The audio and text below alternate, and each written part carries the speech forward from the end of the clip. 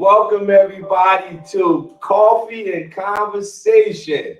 We are here at Capital Recovery Center, and I am one of your recovery coaches, and my name is Michael.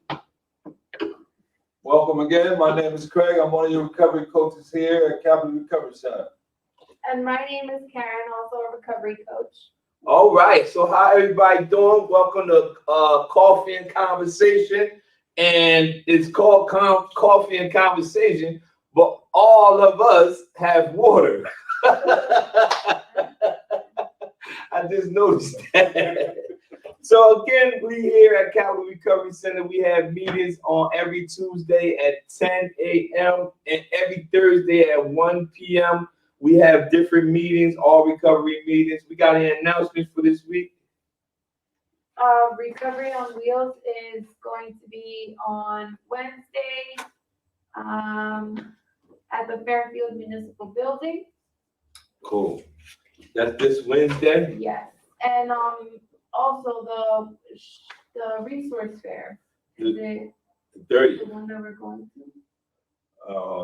No, that's called, I believe it's called a reentry event that's going to be held tomorrow from 6 p.m. to 9 p.m. We're going to be on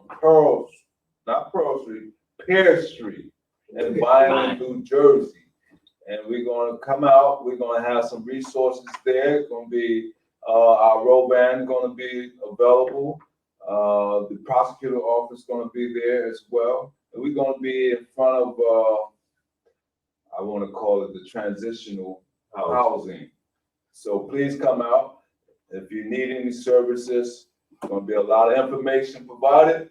And I know I don't sound excited, but I am. Come out and we're also going to have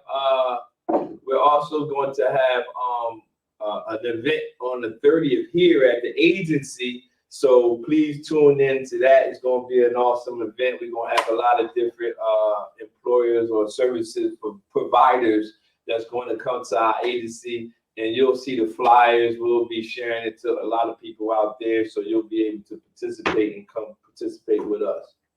What else we got? There's also a re-entry job fair on June 24th at the Rowan College of South Jersey. If anyone needs transportation, we can provide that for you. You just have to call us and sign up. That's it. Call us and sign up. Speaking of calling, if you look on the screen, if you need any help with any recovery today, you can always contact us at 856-391-7449. And with that being said, we can start our lesson for today. We're going to be talking about, you see it on your screen, how to get better at dealing with change. How to get better at dealing with change. So that's going to be our topic for today. And again, anybody who would like to get this handout that we're doing, you can leave a message in the comment section, and we will provide you with the link where we got the handout from. Mr. Craig, can you want to start us off? Sure, why not? All right, so the title is called, once again, How to Get Better at Dealing with Change. Change is an unavoidable constant in our work life. Change is an unavoidable constant in our work life. Sometimes it's within our control, but most often it's not. Our jobs, our roles change. And not always for the better. Our organization undergo reorgs and revamp their strategies, and we need to adjust. Fortunately, there are ways to adapt to change and even to take advantage of it. All right. So that's the first part. Realizing that we're going to face changes not only in our jobs, but also in our lives. And sometimes we know that change can be difficult for a lot of people. And I know for me, myself, I had to adjust to change. From the lifestyle that I previously led or lived, that's all of it. That was a big transformation for me, and I had to come to the realization that yes, it's easy to go back to the old lifestyle, but I want to challenge myself to take on something new and better. And so for the most part, it's been working. Yeah. So It's always difficult. Anything you change, you try to change sleeping patterns, eating. Any change will always be a difficult thing to go about. It's just not like criminal lifestyle, things like that. Any type of change will always be difficult. What else? Where we at? Where it says, fortunately, there are ways to adapt to change and even take advantage of it. First one is find the humor in the situation. Trying to find a funny moment during an otherwise unfunny situation can be a fantastic way to create the levity needed to see a vexing problem from a new perspective. It can help others feel better as well. All right. Pioneer human researcher Rod Martin, who has studied the effects of different styles of humor, has found that witty banter of affiliative humor can lighten the mood and improve social interaction. Just make sure it's inclusive and respectful. A good rule of thumb is that other people's strife is no laughing matter. Strife is no laughing matter, but your own struggles can be a source to comedic gold. And that's so true, because all the things I've been through in my life previously are now things my wife and I laugh about today. It was painful at one moment, but now it has become like a comic strip or so sort of. And that's crazy, because you got to try to find, I believe when you're changing in the recovery areas, you got to try to find some humor in the areas that used to cause you pain. If it's still causing you some type of pain, a lot of times we haven't overcame that situation. Sound good. Talk about problems more than feelings. One of the most common myths of coping with unwanted changes is the idea we can work through our anger, fears, and frustrations by talking about them a lot. Get it out, let it out. Get it out. Don't hold it in.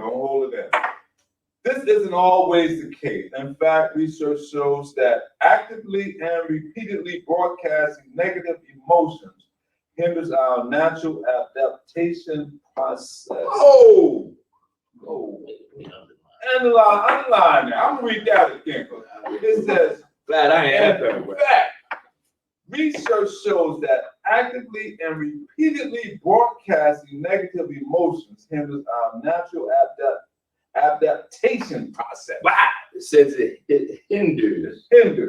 When you constantly bombard yourself That's good and stuff. others with a bunch of negative self-talk, you're not gonna go nowhere. Yeah. And also surround yourself, if you can, do your best. Try to surround yourself with positive, energetic people who's gonna pour into your life for the betterment of good.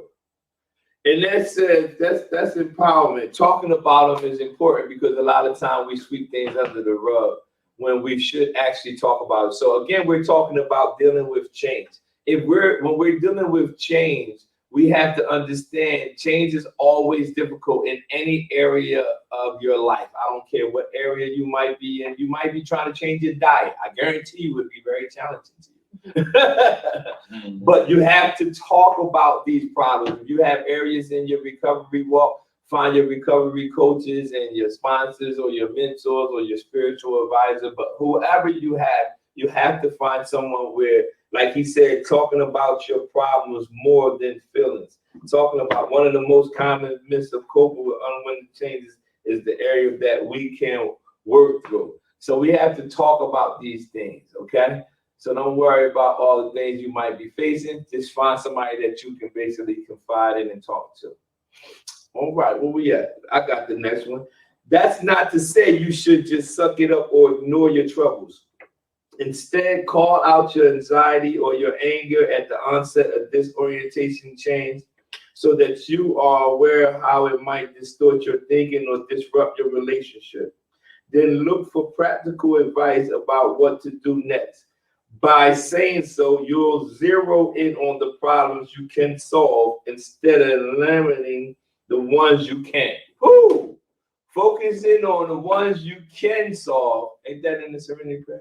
Instead of laminating on the ones you can. God grant me the serenity to accept the things I cannot change, the courage to change the things I can, and the wisdom to know the difference. That is such a powerful prayer, because sometimes we be spending a lot of time studying or thinking about things that we actually can't change. Can't change. Good morning, Miss, what did that say? Jackie. Jackie Carpenter. Good morning. Good morning to you as well. Thank you for joining our coffee and conversation. I appreciate you. Also, when we were just talking about the thing that I got out of that paragraph right there is zeroing in on the things you can change. Don't spend all your time meditating on the things you cannot change. You know what I mean? So you might be an example, a simple example is you meditating on how you're going to change the weather outside. Man, it's raining out there. It's raining out there. You can say it's raining out there all day long, but that's not going to change the condition of the weather outside. That's something that you can't change. So in our lives, some of the things that I can change are things I did to other individuals. But I can't change if those individuals will forgive me for what I've done. You understand that? I can change what I did to people, but I can't change if the people will forgive me or not. So you have to understand that as well. Don't stress out about stressing out. That's a good one. Our beliefs about stress matter. Your reaction to stress has a greater impact on your health and success than the stress itself. If you believe stress kills you, it will. If you believe stress is trying to carry you over a big obstacle or through a challenging situation, you'll become more resilient and may even live longer. Resilient. Wow. Resilient. It's a good word there, That's a educator. That's a rebound word. Resilient, that's my favorite word. Okay. That's Wait. Hey, we got favorite words in here. That's our favorite word. His is holistic. Mine's is maintained. That's right. Yeah, nice. And it says you may live longer. So that means that stress kills. And if you can get rid of some of that unwanted stress, it will help you and possibly enable you to actually live longer. Again, today we're talking about how to get better at dealing with change. This is Coffee and Conversation. Coffee and Conversation is every Tuesday at 10 a.m. We also have our recovery meeting every Thursday at 1 p.m. So if you would like to participate in any of these, just watch it online. You can also look on our YouTube channel and watch all our previous recorded videos. All right. And also be mindful of the stimuli, the things that surround you that can also trigger your stress. And so there's several that you may come across through your daily activity. And once you recognize them, you see them for what they are, get rid of them. Move forward. All right? That's always important. That's a good one. Where we at, buddy? When you start to feel stress, ask yourself what your stress is trying to help you accomplish. Wow, that's a good one. Is stress trying to help you excel at an important task, like a sales representation or a big interview? Oh, excuse me, not representation, presentation. Well, somebody correct me. Sometimes I get ahead of myself. Like a sales presentation or a big interview. Is it trying to help you endure a period of tough market conditions or a temporary shift in your organizational structure? Is it trying to help you empathize with a colleague or customer?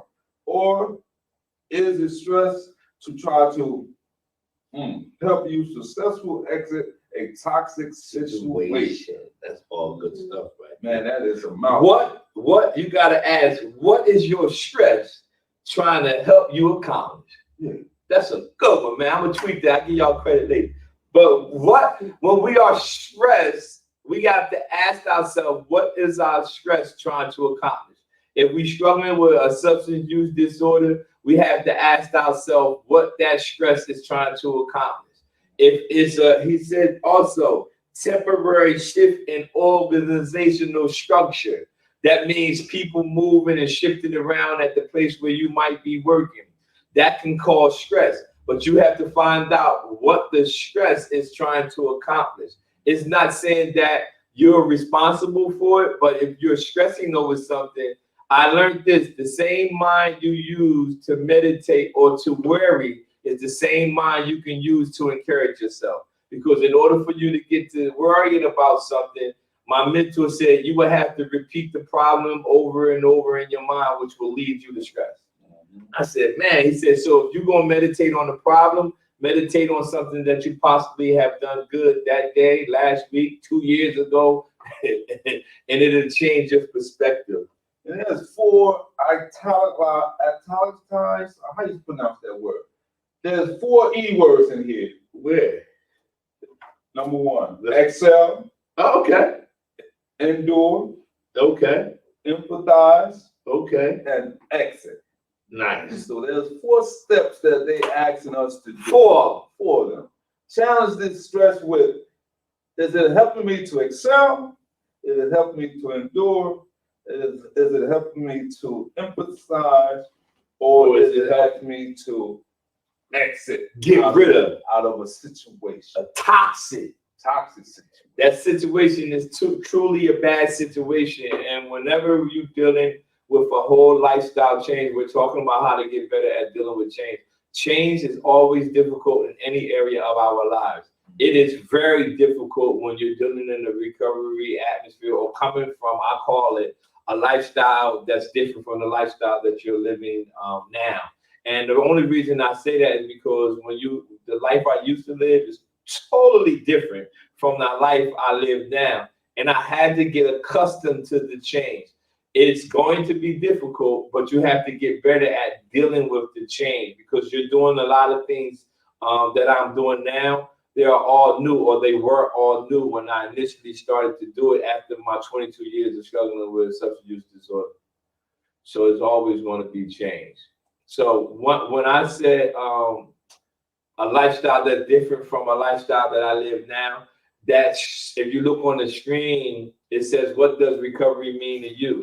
That's the question that you have to ask yourself, because I don't want people to compare themselves one to another in regards to how they define recovery. All right. Stress can be a good thing, right? Yeah, let's go. If you choose to see it that way. That's how you see it. I didn't make it up. I got you. That's what the article said. Let's go. I don't know who else reads, but What is it? Focus on your values? Yeah. Focus on your values instead of your fears. Reminding ourselves of what's important to us: family, friends, religious convictions, scientific achievement, great music, creative expression, and so on, can create a surprisingly powerful buffer against whatever troubles may be ailing us. Let's do it. Let's go to accept the past. Accept the past, but fight for the future. That's a good one, man. Accept the past, but fight for the future. Even though we are never free from change, we are always free to decide how we respond to it. Accept the past, it says, but fight for the future. We have to decide how we're going to respond to the change that we're going to experience. Remember, I told you change is difficult for everybody. This is not just one thing that change is difficult for you or me. It's change is going to be difficult for everybody. But it's the thing that I've learned is how I respond to the changes in my life. You have to develop different coping mechanisms or different coping skills to help you decide how you're going to answer or respond to the changes in your life. All right, let's go. I'm going to call him Frank, championed this idea after returning home from 3 horrific years. And he discovered that his mother, brother, wife, unborn child were all dead. Everything in his life had changed. Wow. All that he loved was lost, but as fall became winter and winter gave way to spring, Frank began to discover that even though he could never go back to the life he once had, he was still free to meet new friends, find new love, become a father again, work with new patients, enjoy music, and read books. Frank called his hope in the face of despair tragic optimism. Wow. That's a tough situation right there. That's resilience, overcoming not only a horrific experience, but getting over those hurdles was Difficult. very difficult. And so he endured. We just talked about it. Excel, endure, empathize, and exit. Right? The 4 E's. The 4 E words of the day. Frank's story is an extreme example, of course, but that's all the more reason why we should find inspiration from it.